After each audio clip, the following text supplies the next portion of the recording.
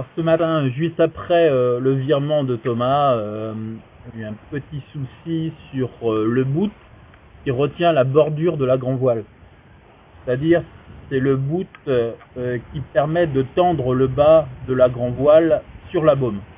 Donc ce bout-là s'est cassé dans la baume, ce qui oblige Thomas maintenant à aller réparer ce bout et trouver un système pour tenir cette bordure de façon fixe, un système en bout de baume. C'est vrai que ce matin, ce qui complique un peu la tâche, c'est le fait qu'il y a un petit clapot résiduel, un bon petit clapot résiduel.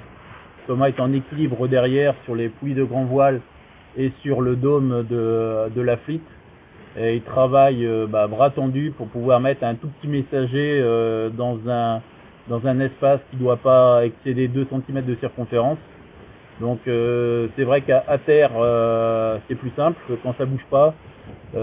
En mer tout seul la situation devient plus vite plus délicate. On suit Thomas dans sa progression, je dirais 24 heures sur 24.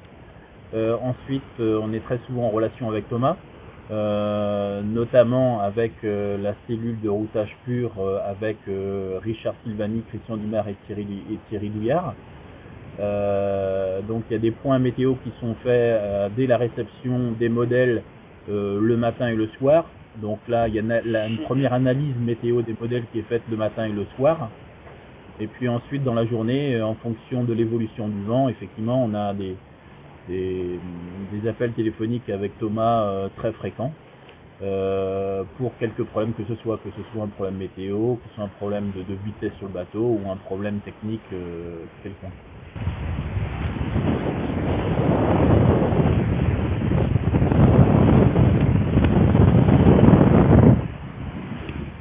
Là, j'ai pu dormir 2-3 heures.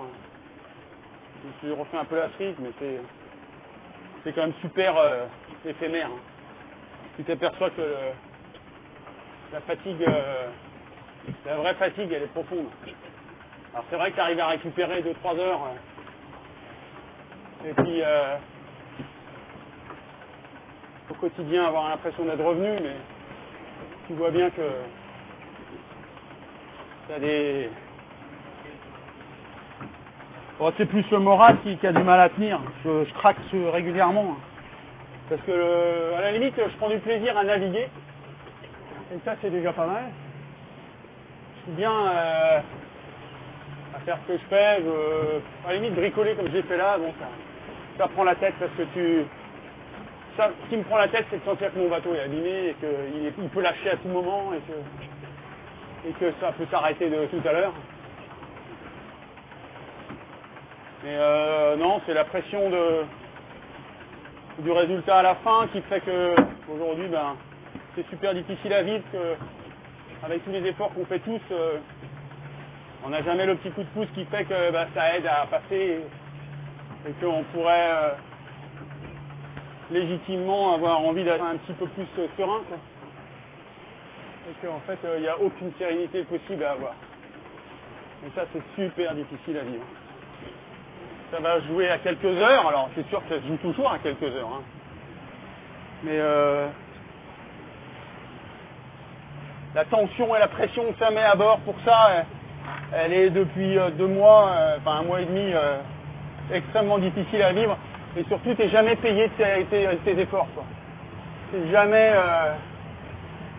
t'as jamais la sensation que ce que tu fais, c'est bien. Parce que finalement, ça ne se traduit jamais par quelque chose de positif. En termes de chiffres. Ça se termine toujours par un petit quelque chose, mais c'est peanuts, quoi.